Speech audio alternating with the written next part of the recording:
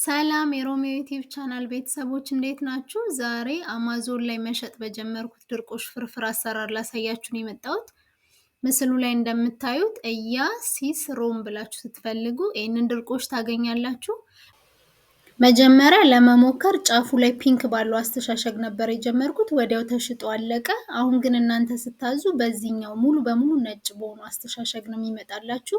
አንዴ ፎቶውን እስክቀይር ድረስ ነው። ሊንኩን ዲስክሪፕሽን ላይ አስቀምጥላችኋለሁ። ቀጥታ ወደ አሰራሩ እንሄዳለን። ለመስራት የሚያስፈልገን ድርቆሹ እንደምታዩት ቆንጆ ነው። ቲማቲም፣ በርበሬ፣ ሽንኩርት፣ ጨው፣ ዘይት፣ ነጭ ሽንኩርት፣ ቅቤ እና ቃሪያ ነው። ቀጥታ ወደ አሰራሩ እንሄዳለን።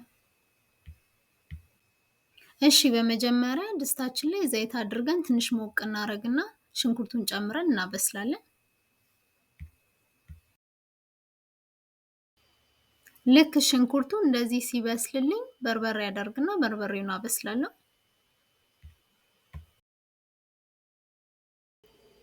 በርበሬውን ለትንሽ ደቂቃ እንደዚህ አድርጌ አበስለዋለሁ። በመቀጠል ትንሽ ውሃ አደርግበትና መልሼ አበስላለሁ። በርበሬው እሳት ላይ በቆየ ቁጥር በጣም ጥሩ ጣዕም ነው የሚኖረው።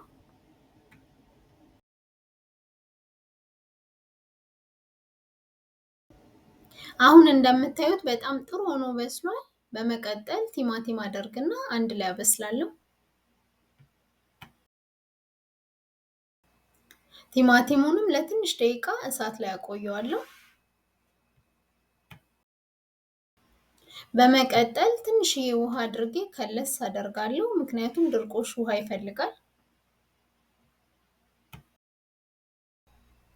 ውሃው ሲንተከተክልኝ ነጭ ሽንኩርትና ጨው አድርጌ አቀላቅላለሁ። በመቀጠል ቅቤ አደርግና ትንሽዬ እንተከትከዋለሁ።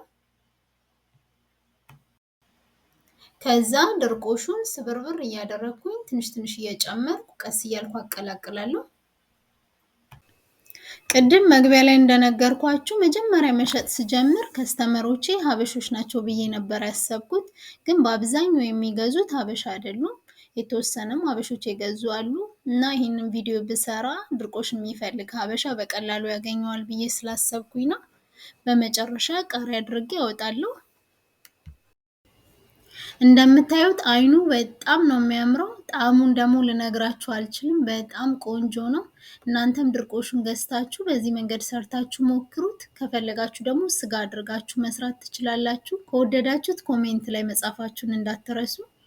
ሊንኩን ዲስክሪፕሽን ላይ አስቀምጥላችኋለሁ። ስለተከታተላችሁኝ በጣም አመሰግናለሁ። መልካም ጊዜ